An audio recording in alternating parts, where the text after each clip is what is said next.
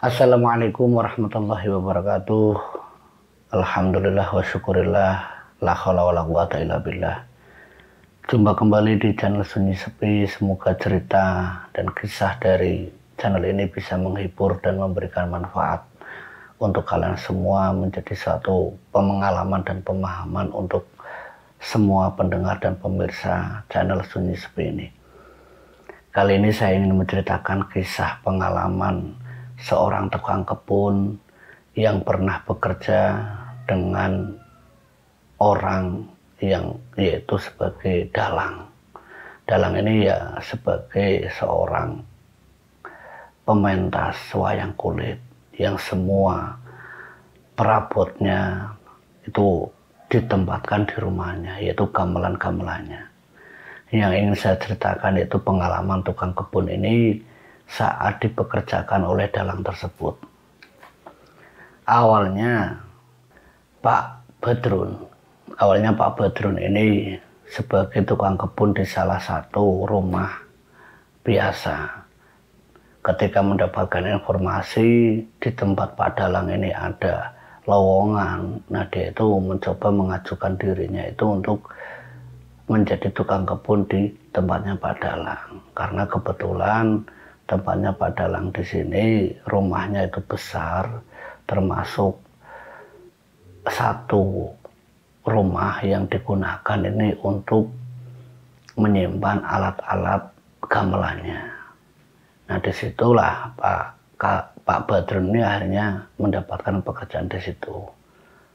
Nah pengalaman horor atau pengalaman misterinya yang ingin saya ceritakan di sini itu waktu Pak Badrun dengan pembantu yang lain, mohon maaf, dengan asisten rumah tangga yang lain, yaitu seorang wanita yang memang bekerja sebagai sebagai asisten rumah tangganya Pak Dalang ini. Keduanya ini sama-sama bekerja di tempatnya Pak Dalang. Asisten rumah tangga yang perempuan ini sebut saja namanya Mbok Iem.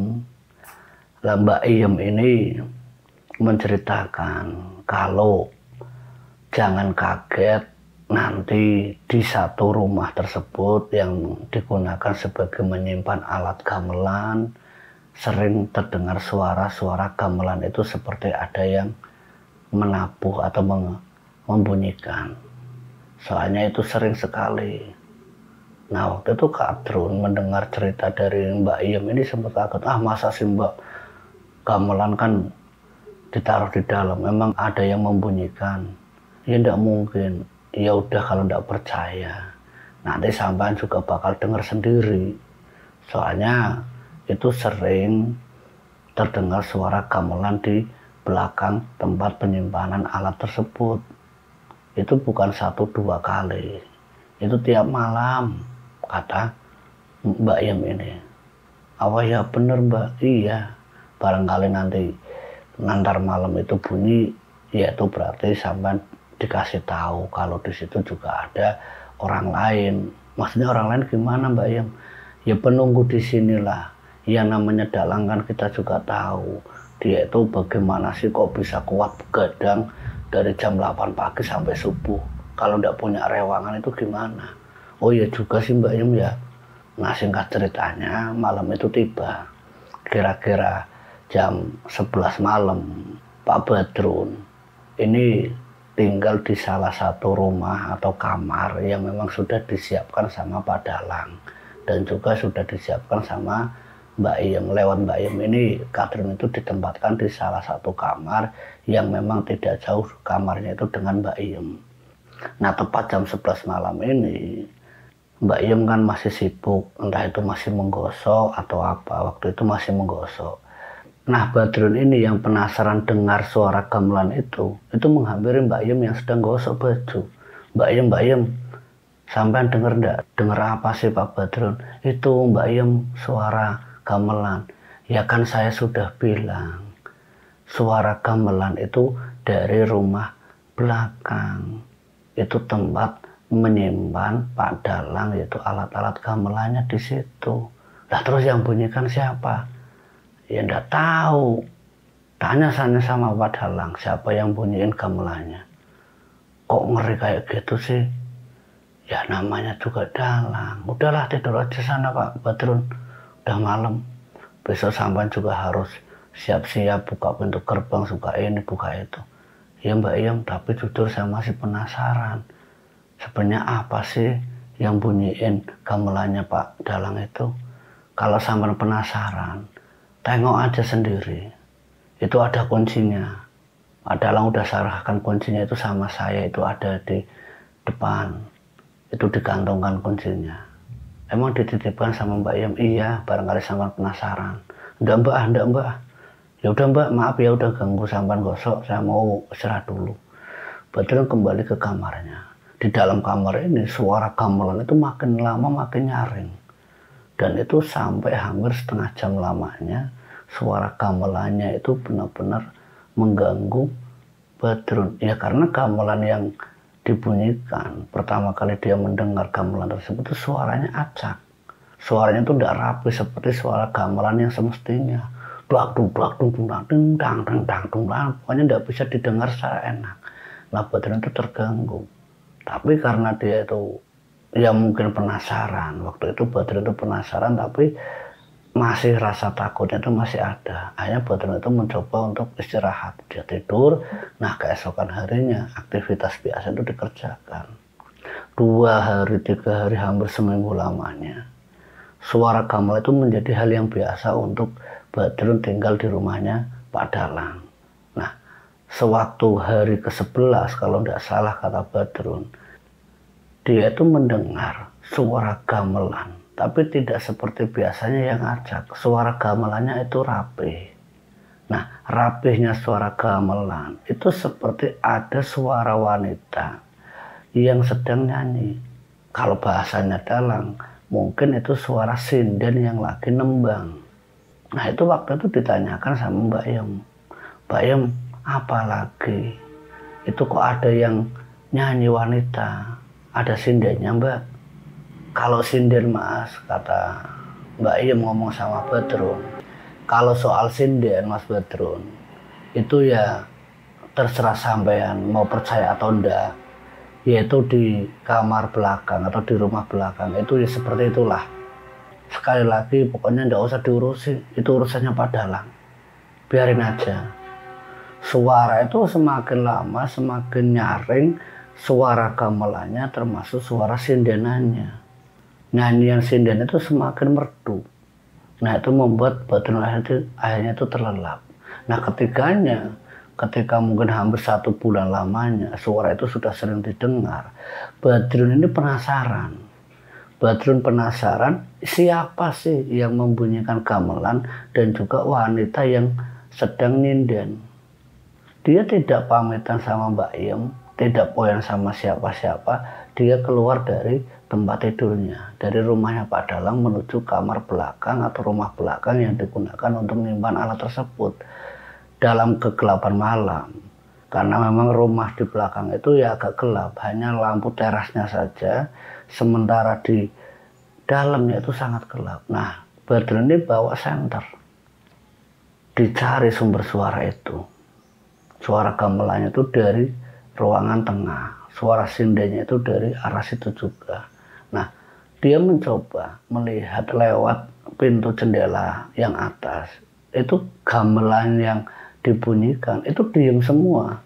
Maksudnya tidak ada pergerakan sama sekali, seperti halnya pentungan atau gagang gamelan itu bergerak seperti sedang menabuh-nabuh. Tapi suaranya itu jelas terdengar.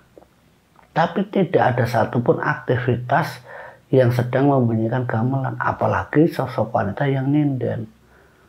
Nah ketika dia ngintip dari atas, dari pintu jendela, melihat tidak ada pergerakan atau siapapun setelah disenter, dia langsung turun. Karena apa ya? Takutnya tidak ada yang membunyikan, tidak ada yang nyinden, yang disenter sana sini itu tidak ada.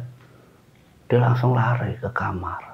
Nah saat dia lari ke kamar ini kepergok sama Mbak Iem. Dari mana Mas Badrun? Mbak Iem, di belakang itu tidak ada siapa-siapa, tapi kok bunyi gamelannya itu bunyi terus. Terus suara sindennya itu juga bunyi. Mas Badrun, kata Mbak Iem, sudah Mas, ndak usah dipikirkan. Itu urusannya Pak Dalang. Mau terserah nyinden, mau terserah gamelan, itu urusannya Pak Dalang. Itu semua perewangannya. Maksudnya rewangan gimana Pak? Maksudnya rewangan gimana Mbak Iem? Yaitu rewangannya Pak Dalang. Dia juga butuh asisten, tapi ya mohon maaf, mungkin dalam bentuk seperti itu. Oh begitu ya. Ya udah sana Pak Badrun istirahat aja. Badrun istirahat sembari mendengarkan suara sinden dan juga suara gamelannya. Hari itu sudah 1 bulan lamanya.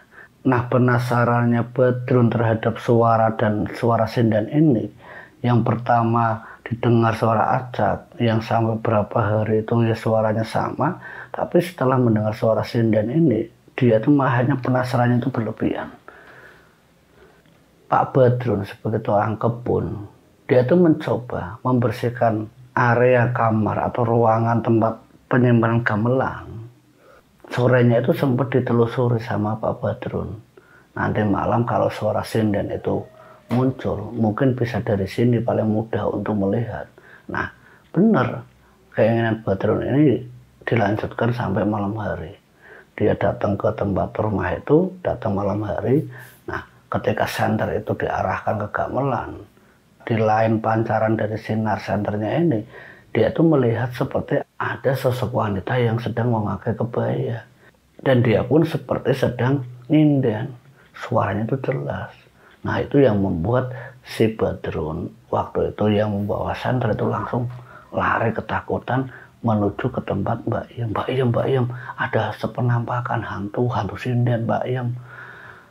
Apa benar Mas? Apa benar kata Mbak Iem? Iya Mbak Iem, ada penampakan hantu sinden. Yang benar saya benar-benar kalau hantu itu belum pernah lihat.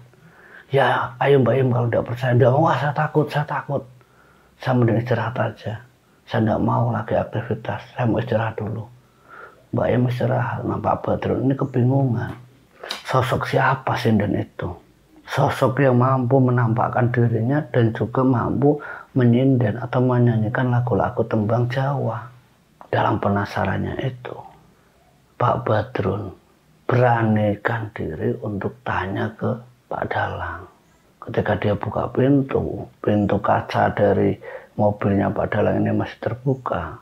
Pak Badrun itu sempat nanya ke Pak Dalang, Pak Dalang, itu semalam yang nyinden siapa? Oh itu suara sinden.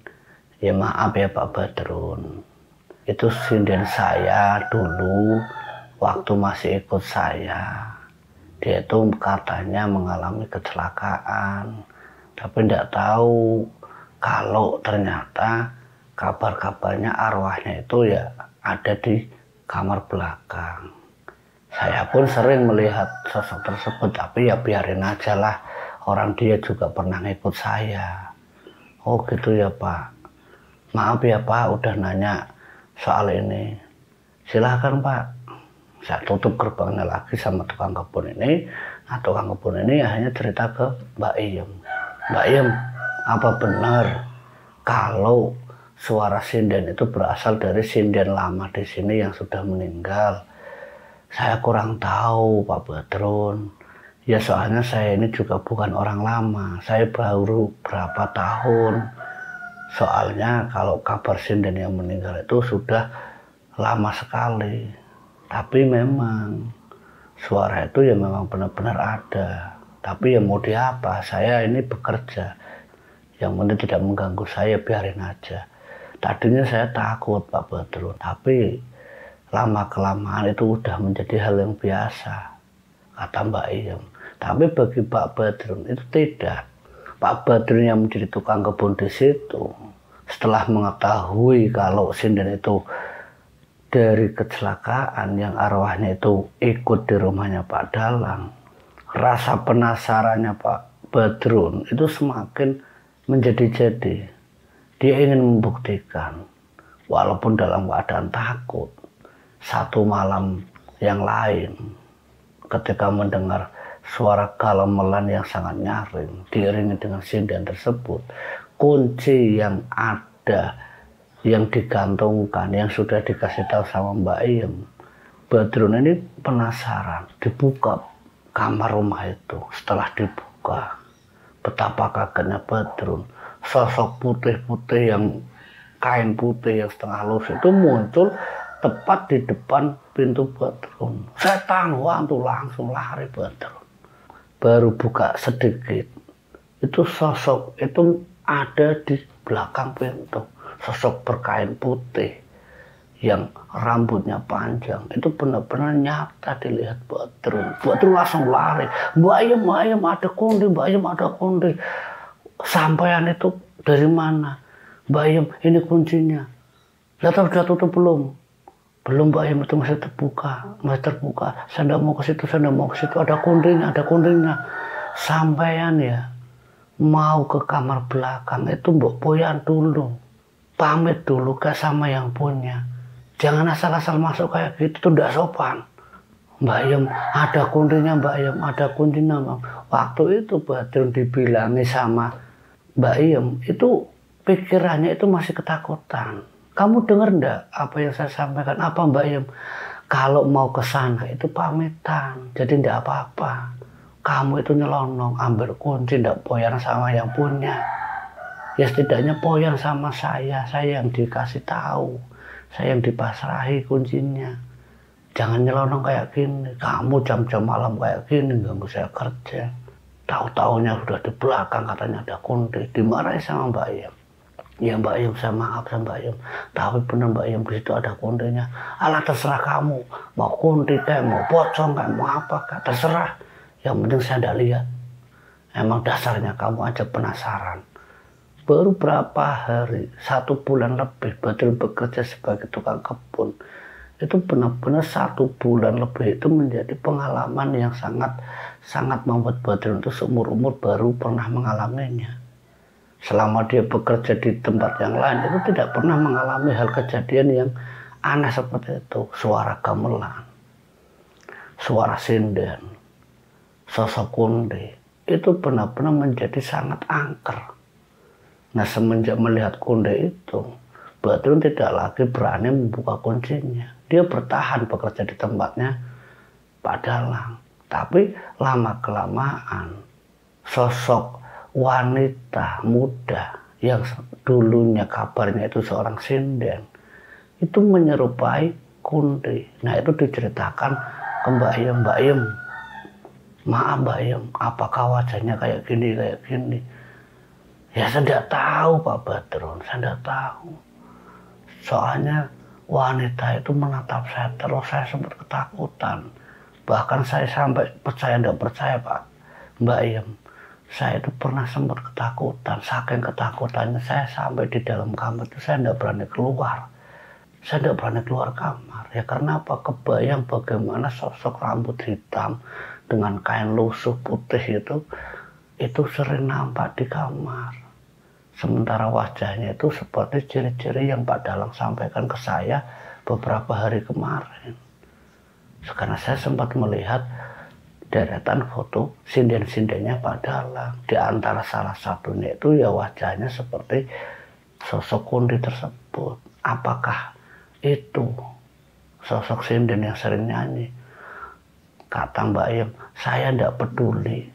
Terserah sampean Pak Badrun. Karena memang Mbak Ayem ini orangnya cuek, orang jutek. Kata Badrun, orangnya itu tidak mau tahu. Urusannya pokoknya pekerjaannya selesai.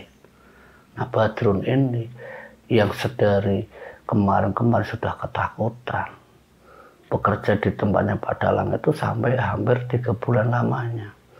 Walaupun dengan bayaran lebih, dengan bayaran yang dirasa cukup untuk kebutuhan sehari-harinya.